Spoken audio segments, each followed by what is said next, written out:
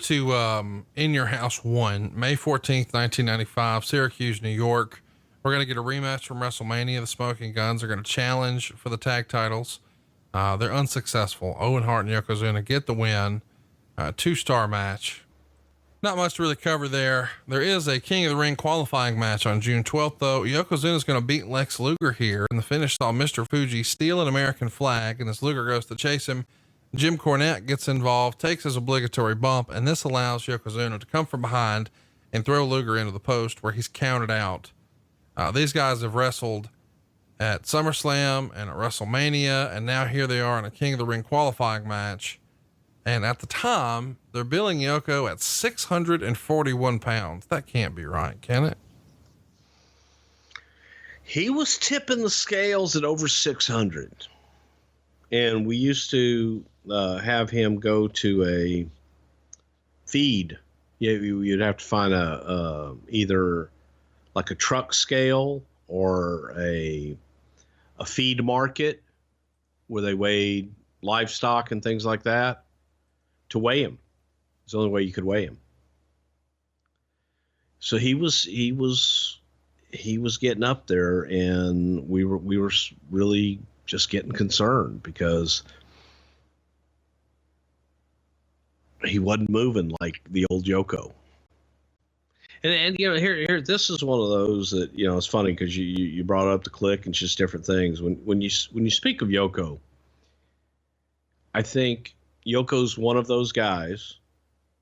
You can probably attest to this through people you've known in the business, that was universally liked, that never really had an enemy, and was truly one of the good guys of the business, that was just universally, you liked the guy. It was hard not to like him.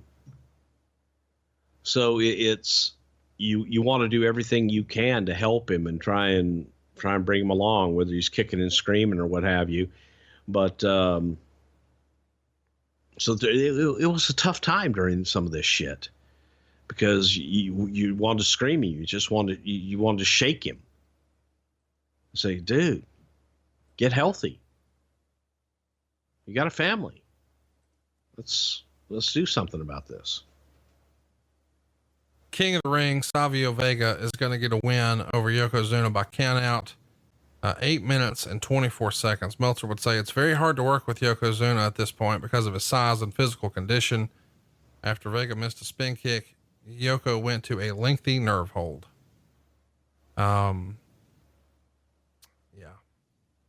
As Yoko goes to attack Vega from behind, Vega moves, Yokozuna runs into the ring post, and Vega gets into the ring to beat the count, 3/4 of a star. So it's not just apparent to you guys at this point, it's apparent to Meltzer and everybody else that he's really struggling with his weight at this point. And Mabel, another monster, goes on to win King of the Ring and starts to be known as King Mabel. It feels like yet another monster that Vince is going to try, whereas the monster from a year prior was all about Yokozuna. Now it's Mabel's turn. Another super heavyweight. In Your House 3 is next, September 24th, 1995. We got Diesel and Shawn Michaels, and they're going to beat Owen and Yokozuna. We just recently talked about this. They're going to reverse it soon after, but we should mention that Dave mentions Yoko's weight here in his write-up. He says Yoko has gained so much weight, he's got to be pushing 700 pounds legit. That's fucking unbelievable. On October 9th, we would see Owen and Yokozuna and the Bulldog team up in a 6-man on Raw to take on Diesel, Shawn Michaels, and The Undertaker. Yoko is going to deliver a leg drop, and then Bulldog is going to pin Diesel after a power slam. In Your House from October of 95 is in Winnipeg. It gets -2 stars. I can't believe this is a real match. We'll talk about it someday. Yoko and King Mabel. Mabel was said to have weighed 580 pounds legitimately for this match. And, Yoko's got to be near 700, Meltzer says. Horrible match with a horrible finish and a strong candidate for worst match of the year. -2 stars. This feels like the guy wrestling himself. Usually when you got a big monster like this, the best match is going to be when there's a smaller guy. What's the rationale here? Mabel and Yoko.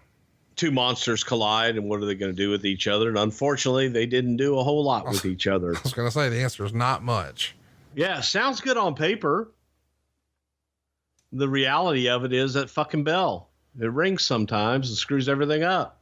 I want to ask here in a way that's not dismissive, but was part of the reason that you pair Owen with Yoko as long as you did because you knew Owen can make up for whatever deficiencies Yoko has now? Like Owen is a wrestler and a half. So 100%. Okay. Yeah. You had Owen in there to be able to take the bumps, make the match exciting, get in the ring and sell. You have Yoko to come in there, get a little bit of heat and get out. And when it's time to go over, Yoko comes in, does the big move on the finish, and that's what you expect. But Owen was a workhorse. It was really a handicap match. Yoko returns to the company on May 12th in Kuwait. He's wrestling in the Kuwaiti Cup tournament. He loses to Owen. Of course, we know Ahmed Johnson would win that very Kuwaiti championship. Well, he wins the Kuwaiti Cup. Such a big moment.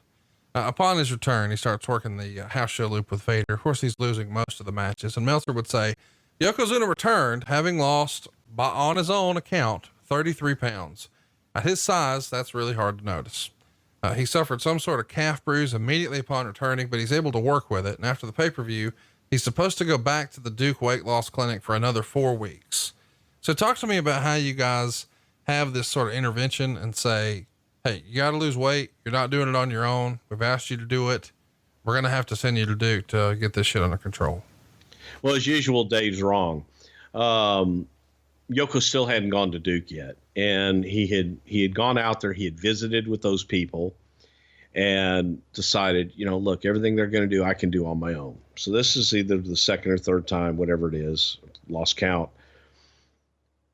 But now with Yoko coming back and he just, for his own health, Vince was like, Rodney, I can't put you out there. Yes, you can go. Yes, you can do this. You can do some things, but for your own good, you need to go and get yourself in shape and you've got to drop some weight.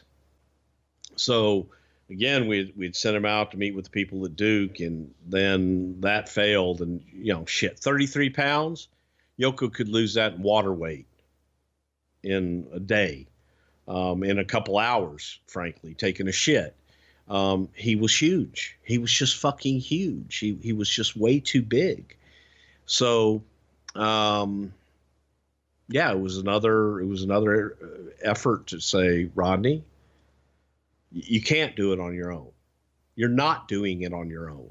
You have to check in, you have to commit, and you're going to be away from your family for a long time, 3 to 6 months, whatever it takes. And then after that, you have got to go here and you've got to learn a new behavior, because otherwise you're going to die.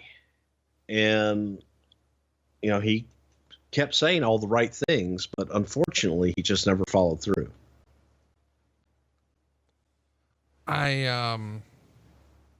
Just sucks, man. In your house, beware a dog.